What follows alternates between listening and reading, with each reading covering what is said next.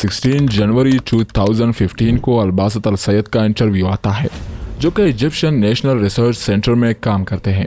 वो इंटरव्यू में रिवील करते हैं कि जब नील आर्मस्ट्रांग स्पेस में थे तो उन्होंने देखा कि अर्थ से कुछ रेडिएशंस निकल रही हैं। जब वो अर्थ को जूम करके देखते हैं तो पता चलता है कि ये रेडिएशंस अर्थ के सेंटर यानी काबा से निकल रही हैं। ये रेडिएशंस मार्स से भी आगे जा रही थी, जो कि इन्फिनिट थी, जिसमें स्पेशल कैरेक्टरिस्टिक थी। और शायद यही रेडिएशन है जो इस काबा को 7वें आसमान पर मौजूद काबे से जोड़ती है, जिसका नाम है बैतुल मामूर। काबा अर्थ के सेंटर में मौजूद है। इसके चारों कॉर्नर अर्थ के चारों डायरेक्शंस को एग्जैक्ट सेम पॉइंट करते हैं और ये लेटेस्ट रिसर्च से पता चला है। अलबासत अल सैद का कहना है कि अगर आप नॉर्थ पोल और साउथ पोल के दरमियान कंपास रखोगे तो नीडल बिल्कुल भी मूव नहीं करेगा। इसे जीरो मैग्नेटिज्म जोन कहते हैं, क्योंकि यहाँ मैग्नेटिक फोर्स इफेक्ट नहीं करती। इसलिए अगर कोई इंसान मक्का में रहता है तो वो लंबी और हेल्थी लाइफ जिएगा, क्योंकि उसकी बॉडी पर ग्रेविटी कम असर करेगी। काबा में जो काले रंग का पत्थर लगा है, जिसे हम हजर अस्वद भी कहते हैं, रिसर्च से पता चला है कि ये दुनिया का सबसे पुराना पत्थर है और ये पत्थर इस दुनिया का नहीं है। नबी करीम सल्लल्लाहु अलैहि वसल्लम ने फरमाया था कि हजर अस्वद जन्नत का पत्थर है। इससे ये हदीस भी प्रूफ हो जाती है। 1.618 ये जो नंबर आप देख रहे हो, इसे द गोल्डन रेशियो कहा जाता है। यह मैथ्स का सुपीरियर डिजाइन नंबर है। अल्लाह ने इस यूनिवर्स में जितनी भी कमाल की चीजें बनाई हैं, इनमें यही नंबर यूज हुआ है, जैसा कि heart, animals, plants, face, DNA और गैलेक्सीज के स्पाइरल स्ट्रक्चर्स। ये नंबर इतना यूनिक है कि इस नंबर को इंसानों ने भी कई चीजों की बनावट में यूज किया है, जैसा कि इजिप्ट के पिरामिड्स, जिसे देखकर आज तक इंसान हैरान है कि इसे आखिर बनाया कैसे, जबकि आज के दौर में इतनी टेक्नोलॉजी होने के बावजूद इन्हें बनाना इम्पॉसिबल है। कई पेंटर्स, इंजीनियर्स और आर्किटेक्चर्स ने अपनी आर्ट में इस नंबर को यूज किया है, जैसा कि हिस्ट्री के बड़े famous genius Leonardo da Vinci ने अपनी पेंटिंग्स मोनालिसा की बनावट में इसी रेशियो का यूज किया है। मोनालिसा आज की दुनिया की महंगी तरीन पेंटिंग्स में से एक पेंटिंग है, यानी कि अगर किसी भी डिजाइन को इस रेशियो के मुताबिक बनाया जाए तो वो परफेक्ट बनेगा। केपलर जैसे फेमस एस्ट्रोनॉमर ने तो इस नंबर को ग्रेट ट्रेजरी कहा है,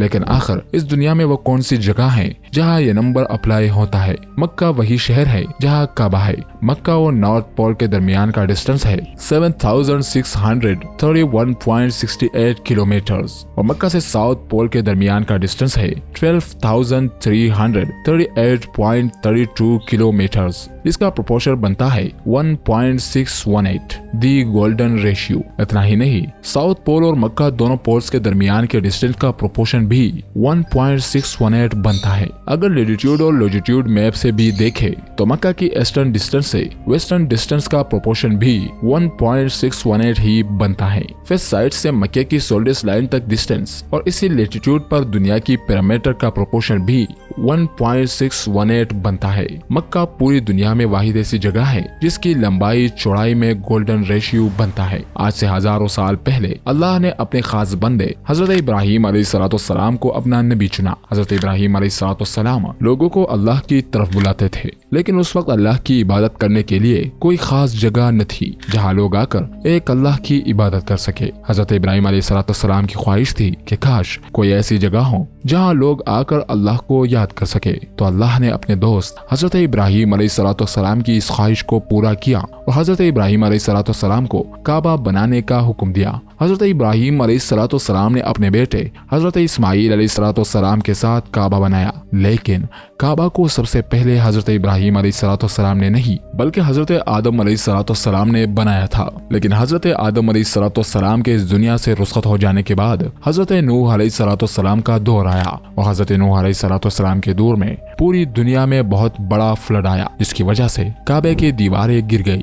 जिसके हजारों साल बाद फिर हजरत इब्राहिम अलैहिस्सलाम ने इसे रिकंस्ट्रक्ट किया। हजरत इब्राहिम अलैहिस्सलाम ने जब काबा को रिकंस्ट्रक्ट किया, उसके बाद से दुनिया भर से लोग आकर काबा में इबादत करते थे और उस वक्त तक काबा बहुत बड़ी टूरिस्ट डेस्टिनेशन बन चुकी थी, जो कि एक बदबख्त इंसान, उस वक्त का बादशाह जिसका नाम था अब्राहा, उससे देखा न गया और उसने काबा को डिस्ट्रॉय करने का फैसला किया और वो एक बड़ी फौज के साथ काबा को डिस्ट्रॉय करने के लिए निकल पड़ा।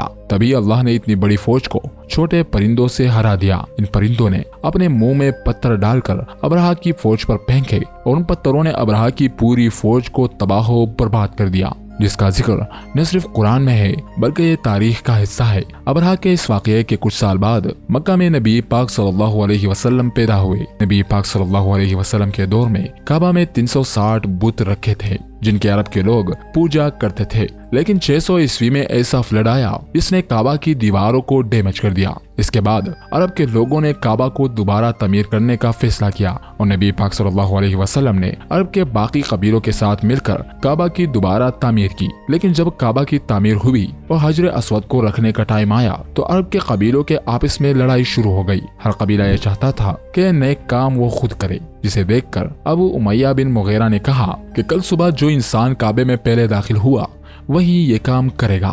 اگلے دن جب لوگوں نے دیکھا تو نبی پاک صلی اللہ علیہ وسلم وہاں پہلے سے موجود تھے۔ پھر نبی پاک صلی اللہ علیہ وسلم نے باقی عرب کے لوگوں کو اپنے ساتھ کر کے اس مقدس پتھر کو کعبے میں رکھا۔ اس کے کچھ ٹائم بعد نبی پاک صلی اللہ علیہ وسلم کو نبوت ملی اور لوگ مسلمان ہوتے گئے، لیکن اس وقت تک لوگ کعبہ کی طرف نہیں بلکہ مسجد الاقصیٰ کی طرف منہ کر کے نماز پڑھتے تھے۔ پھر ایک دن نبی صلی اللہ علیہ وسلم پر وحی آئی۔ اس کے بعد سے نبی صلی اللہ علیہ وسلم نے کعبہ کی طرف منہ کر کے نماز پڑھی۔ نبی پاک جب مکہ میں تھے تو اس وقت مکہ کے سارے لوگ آپ کے دشمن بن چکے تھے، تو نبی پاک صلی اللہ علیہ وسلم یہ سب دیکھ کر 620 عیسوی میں مکہ چھوڑ کر مدینہ آ گئے۔ لیکن قریش پھر بھی مسلمانوں کو عمرہ ادا نہیں کرنے دیتے، تو پھر نبی کریم صلی اللہ علیہ وسلم نے مکہ کے لوگوں کے ساتھ ایگریمنٹ سائن کیا۔ اس ایگریمنٹ کے مطابق مسلمان کعبہ میں آ سکتے تھے، لیکن اس ایگریمنٹ میں یہ بھی لکھا تھا کہ مسلمان اور مکہ کے درمیان 10 سال تک کوئی جنگ نہ ہوگی۔ لیکن 10 سال بعد مسلمان کافی طاقتور ہو چکے تھے اور اس وقت تک کئی لوگوں نے اسلام قبول کر لیا تھا، اور 630 عیسوی میں نبی پاک صلی اللہ علیہ وسلم نے مکہ کو فتح کر لیا۔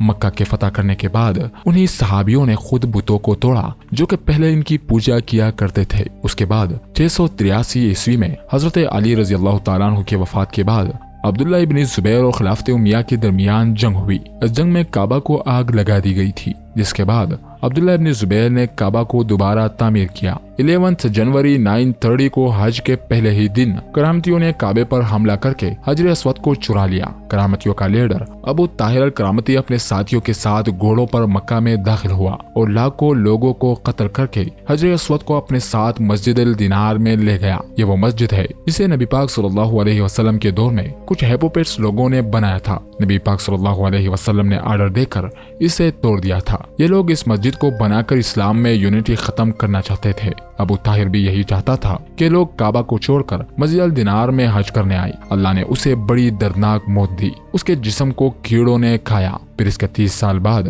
جب عباسی کی حکومت آئی تو انہوں نے کافی پیسہ خرچ کر کے حجر اسود کو واپس سے کعبہ میں لگا دیا۔ اس وقت تک حجر اسود 7 ٹکڑوں میں ٹوٹ چکا تھا۔ کعبہ جتنا قیمتی ہے اتنی ہی ٹریجک اس کی ہسٹری ہے۔ نبی پاک صلی اللہ علیہ وسلم ایک دن کعبہ کا طواف کر رہے تھے اور ساتھ فرما رہے تھے، تم کتنے پاک ہو اور تمہاری خوشبو کتنی پاک ہے، تو کتنا عظیم ہے اور تیری حرمت کتنی عظیم ہے۔